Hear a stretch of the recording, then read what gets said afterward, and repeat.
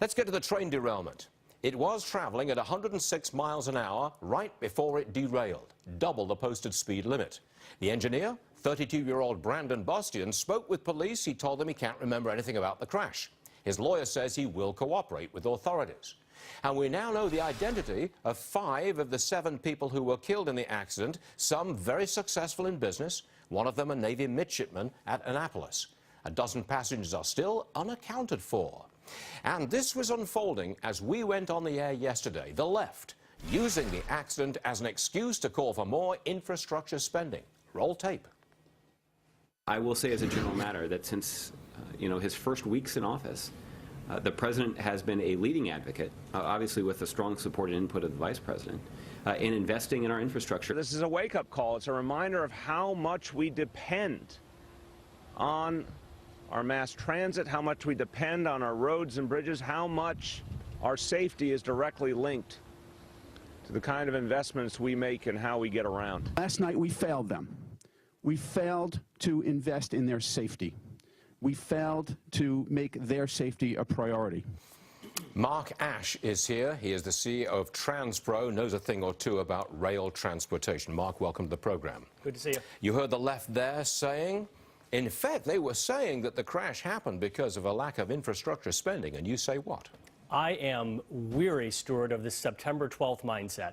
You know, we have got to get our elected officials to begin to focus on a September 10th mindset where we are ahead of the game rather than behind the game. Americans are sick and tired of always being reactive to a problem rather than being ahead of it. It's easy to come out today and find all the excuses we need to be addressing something. For 6 years, those folks in Washington have not put a transportation plan together. Now, there was a piece of technology which was available, which would have slowed the train down before it went at 106 into that curve, that left-hand curve. Technology was available, but it was not installed.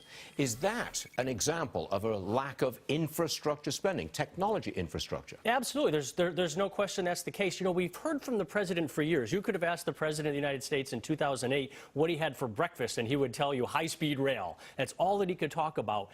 Billions of dollars going towards chasing that program rather than making sure that the bridges and the tracks and the train systems that are in place are safe for people to ride the rail that exists today. At a hearing yesterday, I believe it was yesterday, Amtrak said they don't have enough money for that technology to be installed on that curve at that time. Amtrak is actually way ahead of the market in regards to this. They are one of the leaders in rail travel of getting that technology in place. So why wasn't it in place yesterday or the day before? The struggle has been that Congress has not built that long-term plan. 6 years it's been. Essentially, the entire time that the president has been there, Congress has not passed a multi-year bill for anyone who provides that service to be in place. And I got to tell you, the American people, you watch this event, they are sick and tired of paying Ritz-Carlton level taxes and getting Bates Motel quality government.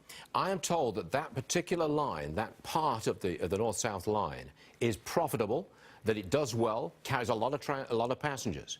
But they've got to carry other rail lines which make a huge loss. And Congress won't let them close here and here and here. Here's the dirty little secret to that. Amtrak actually makes $300 million a year running that service because there's people who actually want to use it. The problem is Congress makes them run trains to nowhere. We've heard about the bridge to nowhere. They force Amtrak to run trains to nowhere. If they allowed Amtrak to be successful, we've had increased ridership, reduced debt, reduced reliance on taxpayer dollars. Congress literally handcuffs Amtrak's hands and prevents them from being successful. You cannot have an industry run by the government officially and properly. You can't do it.